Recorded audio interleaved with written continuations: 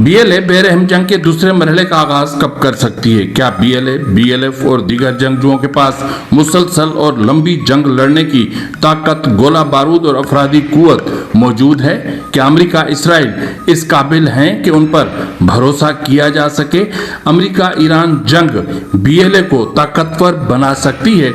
ये अहम मौजू है जिस पर बात करेंगे। और फिर इससे कहीं ज़्यादा खतरनाक मौजू ये है कि BLF ने 100 से ज़ायद अहलकारों की हलाकत का दावा किया है। इसकी मजीद तफसीलात क्या हैं वो भी आपके सामने रखेंगे, लेकिन एक अफसोसनाक रिपोर्ट भी आज की व्लॉग का हिस्सा होगा कि डॉक्टर महरंग बलोच और इमरान खान से मिलिट्री इस्टेब्लिशमेंट खौफजदा क्यों है।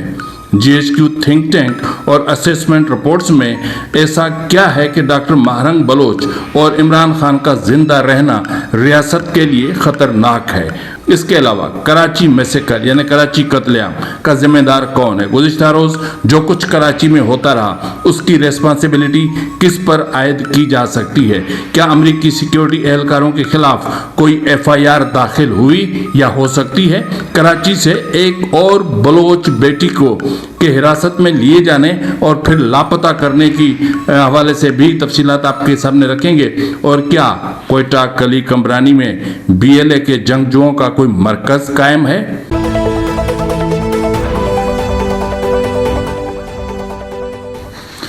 बिस्मिल्लाहिर्रहमानिर्रहीम, अस्सलाम वालेकुम नाज़रीन, ये फरवाज एनवी न्यूज़, मैं हूं आपका मेज़बान नवाज़ भुट्टो एक नए व्लॉग के साथ। आपसे वही गुजारिश है कि अभी तक अगर आपने मेरे चैनल को सब्सक्राइब नहीं किया तो कर लें, बेल आइकन भी प्रेस करें, लाइक भी करें, शेयर भी करें, खुद भी सब्सक्राइब करें, अपने दोस्तों रिश्तेदारों से कहें कि वो भी मेरे चैनल को सब्सक्राइब करें। आज मैं थोड़ा सा स्पीड में इसलिए हूँ क्योंकि आज खबरें बहुत ज़्यादा हैं। आपको पता है कि मैं भी ज़ाती तौर पर बलोचों की नस्ल कशी के हवाले से ईरान मुखालिफ हूँ, क्योंकि ईरान में जिस कदर बलोच नस्ल कशी होती रही है या जिस कदर बलोचों को सजाए मौत और फांसियां दी जाती रही हैं या उन्हें जबरी गुमशुदगी का निशाना बनाया जाता रहा है, मुझे ऐसा लगता है कि इस्लामाबाद और तेहरान की बलोच नस्ल कशी के हवाले से पॉलिसी हमेशा से एक ही रही है। लेकिन इसके मुकाबले में अगर हम देखें, मौजूदा सूरत हाल का तज्जिया करें तो क्या हम इसराइल, अमेरिका पर कोई भरोसा कर सकते हैं? वो अमेरिका जिसने कई अरब ममालिक से कई सालों तक वहाँ पर न सिर्फ अड्डे कायम किए, जासूसी मराकज़ कायम किए, बल्कि वहाँ पर जेल और अकूबत खाने भी कायम किए, और फिर आज जब उन अरब ममालिक पर बुरा वक्त है तो अमेरिका उनका दिफा करने की बजाय इसराइल का दिफा कर रहा है।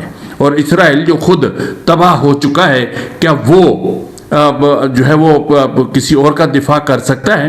तो ये कतई नामुमकिन है। इसके अलावा अल जज़ीरा ने नेतन्याहू के मरने के हवाले से एक खबर नशर की है और कहा है कि नेतन्याहू अहले खाना समेत मार दिया गया। और इसमें शक इसलिए पैदा होता है कि जब से ये सूरत हाल क्रिएट हुई है तब से नेतन्याहू का किसी भी मीटिंग, इजलास या फिर कहीं पर भी वो नज़र नहीं आए। हाँ, अलबत्ता आज Indian prime minister Narendra Modi का एक स्टेटमेंट सामने ज़रूर है जिसमें कहा गया है कि उन्होंने नेतन्याहू से राबता किया और उन्होंने सूरत हाल पर तबादला ख्याल किया, लेकिन ये भी इतलात हैं कि नेतन्याहू इसराइल में मौजूद नहीं है। ईरान ने अपनाए हरमज को बंद कर रखा है। सऊदी तेल के बुनियादी मराकज़ पर हमला।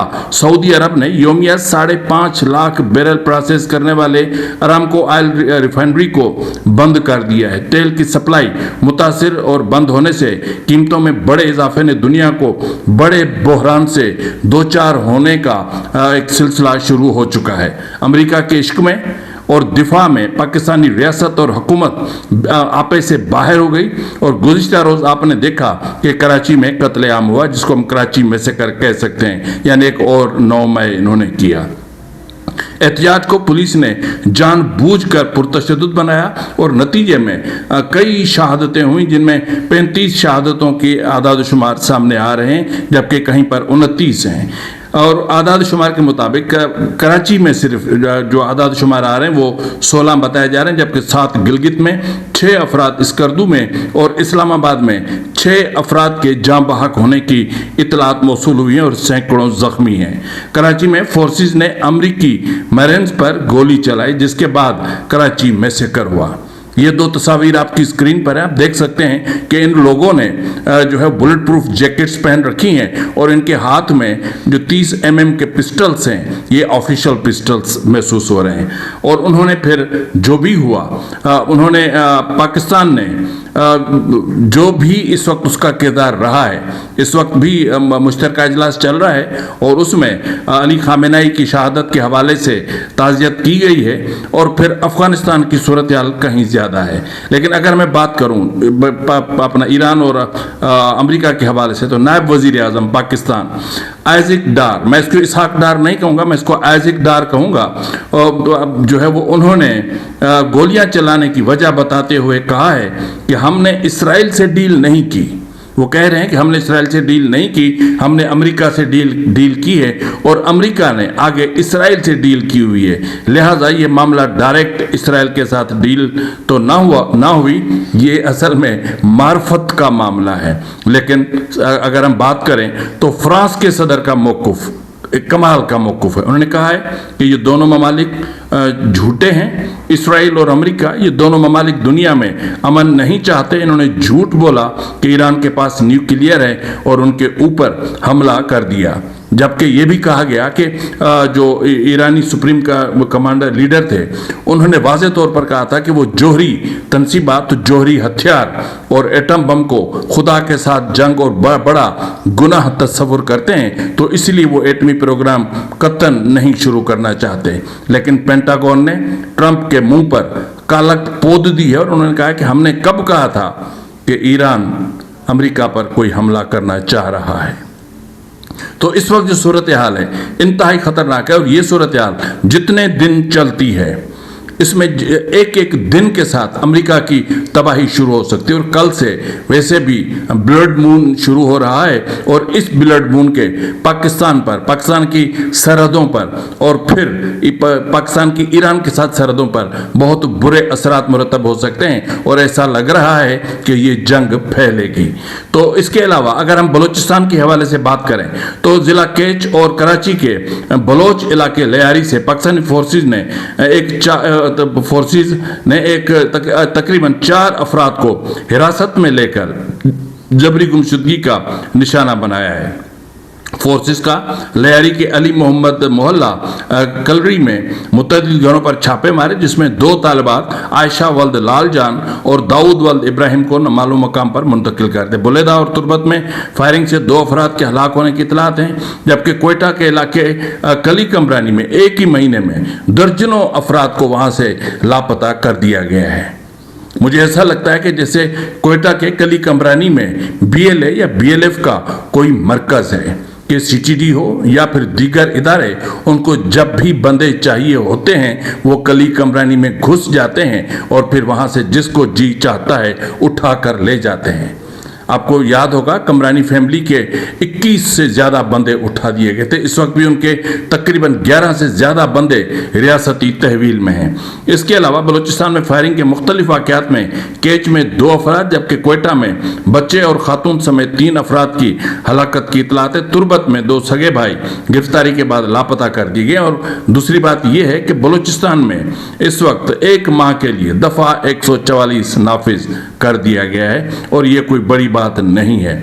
اس سے پہلے کہ میں آپ کو بتاؤں کہ ڈاکٹر مہرنگ کے حوالے سے کیا صورتحال بن رہی ہے یا BLA جو کچھ کرنے جا رہی ہے اس کا کیا، لیکن پہلے میں آپ سے BLF کے حوالے سے آپ کو آگاہ کرنا چاہ رہا ہوں کہ BLF نے ایک جو ہے وہ اعداد و شمار جاری کیے ہیں اور انفوگرافک جاری کی ہے، اور اس میں انہوں نے فروری کی تفصیلات جاری کی ہیں، تاہم انہوں نے جنوری کے حوالے سے بھی ایک حیران کن اور تشویشناک ترین صورتحال سے بھی جو ہے وہ آگاہ کیا، اور انہوں نے کہا ہے کہ فروری کے اپنا، اور انہوں نے کہا ہے کہ بلوچستان لبریشن فرنٹ کے جنگجوؤں نے 15 جنوری کو خاران شہر کا محاصرہ کیا اور پورے شہر کا کنٹرول سنبھال لیا۔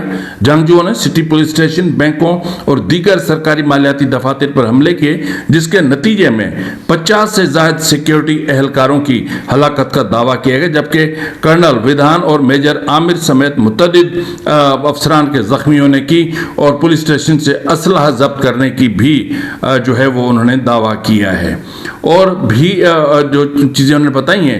لیکن اس سے پہلے میں آپ کو بتا دوں کہ بی ایل ایف نے دعویٰ کیا ہے کہ ماہ فروری میں مجموعی طور پر 27 کارروائیاں کی گئیں، جن میں 11 مرتبہ بھاری ہتھیاروں کا استعمال کیا گیا. چاغی اور جھاؤ میں 2 IED دھماکے کیے گئے. خاران میں 2 گرینیڈ لانچر حملے اور خوزدار میں دستی بم حملے کیے گئے. جھاؤ کی شاہراہوں پر 2 فوجی قافلوں کو گھات لگا کر نشانہ بنایا گیا. اور یہ بھی اس میں رپورٹ میں کہا گیا ہے کہ فروری کے مہینے میں مجموعی طور پر 36 اہلکاروں کے ہلاکت کا دعویٰ اور 3 کے زخمی ہونے کی بات کی. اور انہوں نے واشک کے حوالے سے کہا ہے کہ صرف واشک میں 13 اہلکاروں کو ہلاک کرنے کا انہوں نے دعویٰ کیا ہے. اور مزید کہا ہے کہ 2 فروری کو ہمارے جنگجوؤں نے واشک کے اہم سرکاری مقامات، مراکز، بازار اور قبضہ قائم کیا اور 13 اہلکاروں کو ہلاک کیا. مجموعی طور پر اگر ہم دیکھیں تو یہ تعداد 100 سے زیادہ بنتی ہے.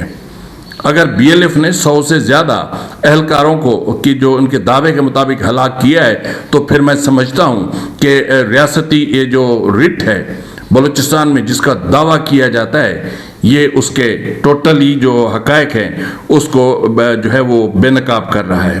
اور کہا گیا کہ اس میں مزید بھی کہا گیا کہ 11 چیک پوسٹوں پر مربوط حملے بھی کیے گئے. کئی تھانے، پولیس گاڑیاں نظر آتش کی گئیں. یہ انفوگرافک آپ کے سامنے ہے، آپ اس میں دیکھ سکتے ہیں کہ صورتحال کیا رہی. لیکن اس وقت میں آپ کی خدمت میں جو چیز رکھنا چاہ رہا ہوں، ظاہر ہے کہ بی ایل ایف کی صورتحال کے بعد میں ڈائریکٹ آپ کو بی ایل اے کے حوالے سے کچھ نہیں بتانا چاہ رہا، وہ بعد میں بتاتا ہوں. لیکن پہلے میں آپ کو بتا دوں ڈاکٹر مہارنگ بلوچ کے حوالے سے. پہلے میں آپ کو یہ بتاؤں کہ ڈاکٹر مہارنگ بلوچ کی تشویشناک صورتحال کے حوالے سے آج کوئٹہ پریس کلب میں جو ان کے اہل خانہ تھے، ڈاکٹر اپنا ایڈوکیٹ نادیہ بلوچ اور دیگر نے پریس کانفرنس کرنے کی وہاں پر کوشش کی تو ان کو پریس کانفرنس نہیں کرنے دی گئی. اور اس پر نادیہ بلوچ نے، جو ڈاکٹر مہارنگ بلوچ کی بہن بھی ہیں، انہوں نے کہا کہ آج ہم کوئٹہ پریس کلب میں فیملیز کی جانب سے BYC کے رہنماؤں کی کیسز اور ڈاکٹر مہارنگ بلوچ کی صحت کے حوالے سے پریس کانفرنس کرنا چاہتے تھے، لیکن آج صبح سے ہمیں پریس کلب کے سامنے کھڑا رکھا گیا اور کہا گیا کہ پہلے DC سے NOC لے کر آئیں. اب اندازہ کریں کہ صحافت کا جو مقام ہے وہ کس حد تک گر چکا ہے. انہوں نے کہا کہ حالانکہ ہمارے سامنے کئی فیملیز کو پریس کانفرنس کی اجازت دی گئی، جب ہم نے پوچھا کہ ان سے NOC کیوں نہیں مانگا جا رہا اور ہم سے کیوں، تو جواب دیا گیا کہ اوپر سے آرڈر ہے. یعنی اب جو پریس کلبز ہیں وہ بھی، ان کو بھی کور کمانڈرز اور وہاں کے جو ایریا کمانڈرز یا ونگ کمانڈرز ہوں گے، اب ان کو وہ کنٹرول کریں گے. تو پھر پریس کلب کے جو عہدیداران ہوتے ہیں، ایک نام نہاد قسم کے جو الیکشنز ہوتے ہیں، ان میں بھی پھر ISPR کے لوگوں کو بٹھا دیا کریں اور ان کو کامیاب کروا لیا کریں. تو انہوں نے کہا کہ مجبوراً ہم نے کوئٹہ پریس کلب کی سیڑھیوں کے سامنے بیٹھ کر اپنی پریس کانفرنس شروع کی. تو اس دوران پولیس کی نفری وہاں پر پہنچ گئی اور پھر صحافیوں نے بھی اعتراض کیا. یہ شرمناک صورتحال ہے. میں نے جس طرح کہا نا کہ ڈاکٹر مہارنگ بلوچ اور عمران خان کے حوالے سے جو میں نے ابتدا میں آپ سے بات کی تھی، اس کے حوالے سے جو ہے وہ مجھے بہت تشویش ہو رہی ہے، کیونکہ جو حقائق سامنے آ رہے ہیں، پہلے آپ ذرا ریزیمبلنس دیکھ لیں کہ ڈاکٹر مہارنگ بلوچ اور عمران خان کے معاملات میں ریزیمبلنس کس حد تک ہے. اب یہ ہے کہ ڈاکٹر مہارنگ اور عمران خان کا قتل یا ان کا زندہ رہنا ریاست کے لیے بہت ہی خطرناک ہے. تو اس کے لیے ریاست نے ایک پالیسی مرتب کر رکھی ہے کہ ان کو زندہ نہیں رہنا چاہیے. عمران خان اور ڈاکٹر مہارنگ کو ریاست نے خطرناک ترین افراد قرار دے رکھا ہے اور ریاست دونوں کو جیل میں ہی ختم کرنا چاہتی ہے، جس طرح میں نے ابتدا میں کہا تھا. اور اس حوالے سے تمام صوبائی حکومتوں اور تمام محکمہ داخلہ اور پھر وزارت داخلہ تو خود اسٹیبلشمنٹ کا حصہ ہے، ان کو آفیشلی اس چیز سے آگاہ کر دیا گیا ہے. اور پھر عمران خان اور ڈاکٹر مہارنگ بلوچ کو طبی سہولیات فراہم نہ کرنا اور پھر خفیہ طریقوں سے اسپتال لے جانا، جس طرح عمران خان کو ریسنٹلی ہاسپٹل لے جایا گیا اور ڈاکٹر مہارنگ بلوچ کو بھی شیخ زید ہاسپٹل خفیہ طریقے سے منتقل کیا گیا اور وہاں پر اس کا MRI ہوا. لیکن یہ جو خفیہ طریقے سے لے کر جانا ہے یہ اتنا خطرناک ہے، یعنی یہ اس منصوبے پر عمل درآمد کا مجھے حصہ لگتا ہے، کیونکہ اس دوران ان کو اگر کسی بھی طریقے سے ان کی جان چلی جاتی ہے اور اس کو غیر طبی طریقے سے مار دیا جاتا ہے تو پھر یہ کہا جا سکتا ہے کہ جی وہ تو بیمار تھے، ہم تو ان کو ہاسپٹل لے کر گئے تھے لیکن وہ جاں بر نہ ہو سکے۔ تو اس کے علاوہ خطرناک ترین جو معاملہ ہے وہ یہ ہے کہ عمران خان اور ماہرنگ کے حوالے سے آئین اور عدالتیں بے بس ہیں، اسٹیبلشمنٹ کے سامنے سر نگو ہیں، ریلیف کے سب دروازے بند ہیں، یہاں تک کہ سپریم کورٹ کا دروازہ بھی بند ہے، یہاں تک کہ آئینی کورٹ یعنی کانسٹیٹیوشنل کورٹ جو بنی ہی ان بنیادی جو بیسک فنڈامنٹل رائٹس ہیں ان کی پروٹیکشن کے لیے ہے، وہ بھی مجھے اپاہج، لولی، لنگڑی، گونگی، بہری نظر آتی ہے۔ اور ایسی صورتحال میں دنیا کا احتجاج ریاست نہیں سن رہی، مذمت کو کسی کھاتے میں نہیں لا رہی، مطالبے چیخیں ریاست کے کانوں تک نہیں پہنچ رہے، لیکن فرق صرف اتنا ہے کہ ملٹری اسٹیبلشمنٹ نے پی ٹی آئی کے ٹکڑے ٹکڑے کر دیے۔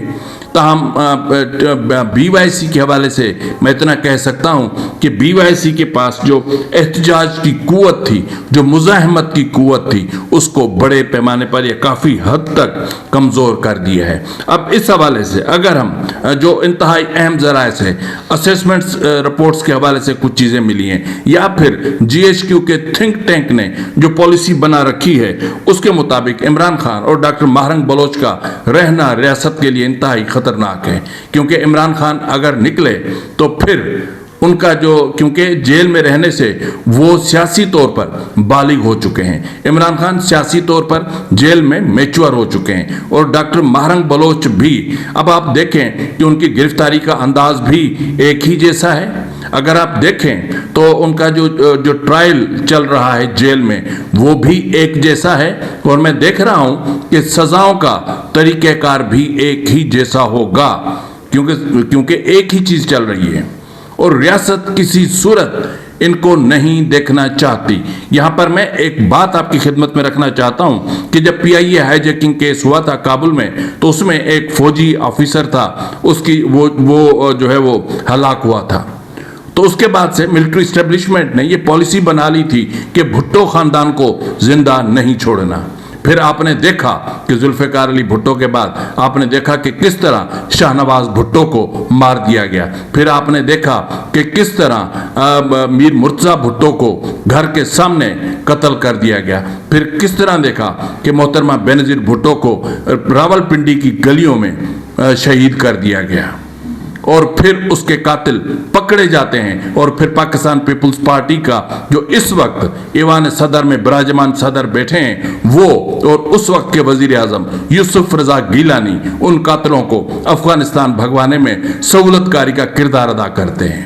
تو اس وقت بھی ڈاکٹر ماہرنگ بلوچ اور عمران خان کے حوالے سے ریاست نے واضح طور پر یہی پالیسی اڈاپٹ کر رکھی ہے کہ ان کو نہیں چھوڑنا، کیونکہ اچھا ایک اور ریزیبلنس میں ایک اور چیز بھی سامنے آئی ہے کہ نہ صرف جو چیزیں میں نے بتائیں وہ، بلکہ دونوں کو ڈیل کی آفرز بھی ایک ہی طرح کی گئیں، ڈیلز کے حوالے سے بھی متواتر ڈیلز پر ان کو مجبور کیا جاتا رہا۔ ان کو پتا ہے کہ اگر ڈاکٹر ماہرنگ بلوچ ختم ہو گئی تو بلوچستان میں مزاحمتی تحریک ختم ہو جائے گی، بلوچستان میں سیاسی مزاحمتی تحریک کا اختتام ہو جائے گا، اور پھر وہ اپنی مرضی کے سرداروں کو طاقتور بنائیں گے، اور پھر آنے والے عام انتخابات میں وہ اپنی مرضی کے پھر سے نتائج حاصل کریں گے۔ اور ان کو یہ بھی پتا ہے کہ اگر عمران خان کو رہا کیا تو پھر موجودہ رجیم جیلوں میں ہوگی۔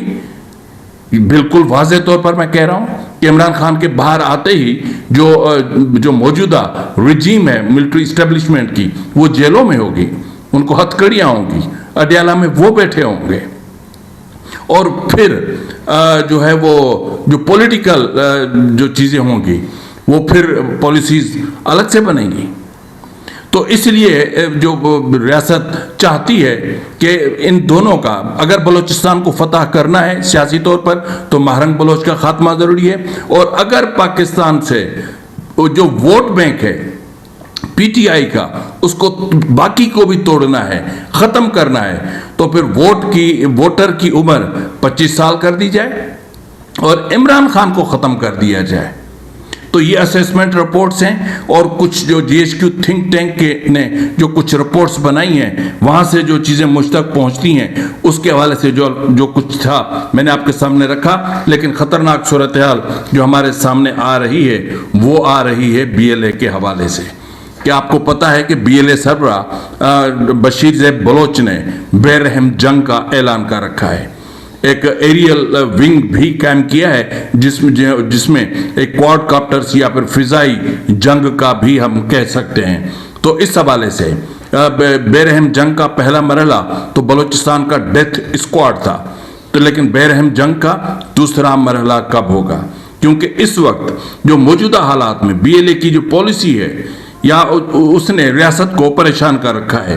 ریاستی دفاعی امور کے ماہرین اور سوشل میڈیا اکاؤنٹس اور think tank B L A کی خاموشی پر بہت زیادہ پریشان ہیں کہ ایک طرف جب ایران میں اتنا سب کچھ چل رہا ہے اور اس وقت جب امریکہ کا B-2 جہاز پاکستان کی خیبر پختونخوا کی فضاؤں میں اڑتا ہوا نظر آتا ہے اور اس کے علاوہ چابہار جو بندرگاہ ہے اس پر حملے ہوتے ہیں اور اسرائیلی میزائل پاکستانی سرحدوں کے قریب سے گزرتے ہیں اور جب فضائیہ ہائی الرٹ پر ہے اور افغانستان کے ساتھ جنگ چھڑی ہوئی ہے اور انڈیا جو ہے وہ سندور 2 شروع کرنے کی مہم شروع کر رہا ہے اور اپنی فورسز کو پاکستانی بارڈرز کے قریب لانے کی کوشش کر رہا ہے. تو ایسی صورتحال میں بی ایل اے کی خاموشی حیران کن ہے.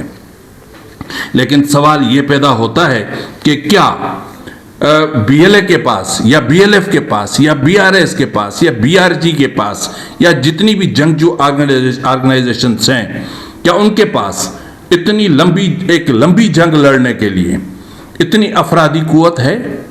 کیا اتنا اسلحہ ہے؟ فضائی جنگ چھیڑنے کے لیے اتنے بڑے پیمانے پر کوارڈ کاپٹرز یا موجود ہیں، ڈرونز موجود ہیں اور اتنا گولہ بارود ہے؟ دیکھیں ایک چیز آپ ذہن میں رکھ لیں، گوریلا وار فیئر کے ذریعے ریاست کو کمزور تو کیا جا سکتا ہے. گوریلا وار فیئر کے ذریعے ریاست کو مذاکرات پر مجبور تو کیا جا سکتا ہے لیکن ریاست کے ساتھ لمبی جنگ نہیں لڑی جا سکتی. اور اس وقت میں سمجھتا ہوں کہ بی ایل ایف اور دیگر جنگجو آرگنائزیشنز نے 2 وسائل سے بہت زیادہ اسلحہ اکٹھا کی ہے. ایک افغانستان سے اور دوسرا وہ جو انہوں نے جو بلوچستان میں جس طرح ہیروف 2 ہوا تھا اور اس سے پہلے جو چیزیں ہوتی رہیں اس میں جو ملٹری اسٹیبلشمنٹ کا کہ ویپنز ہیں یا جو اکوپمنٹس ہیں یا نائٹ ویژن گوگلز ہیں یا پھر جو ایک ٹیکنالوجی ہے وہ جو انہوں نے حاصل کی ہے وہ بہت ہی خطرناک ہے. تو جنگ تو لڑی جا سکتی ہے لیکن لمبی اور طویل جنگ نہیں لڑی جا سکتی.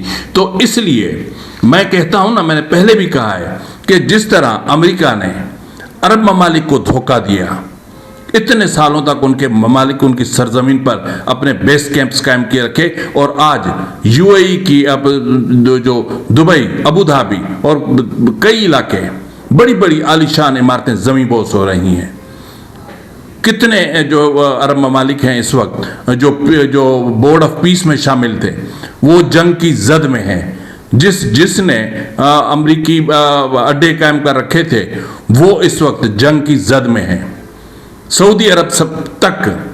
لیکن حیرت کی بات یہ ہے کہ بلینز آف ڈالرز کا دفاعی بجٹ ہونے کے باوجود کسی عرب ملک کے پاس اتنا دفاعی سسٹم تک موجود نہیں ہے کہ وہ اپنا دفاع خود کر سکیں. یہ حرم کی کمائی سے شراب پینے والے کیا دفاع کریں گے اپنے؟ سعودی عرب کا کیا دفاع کرے گا؟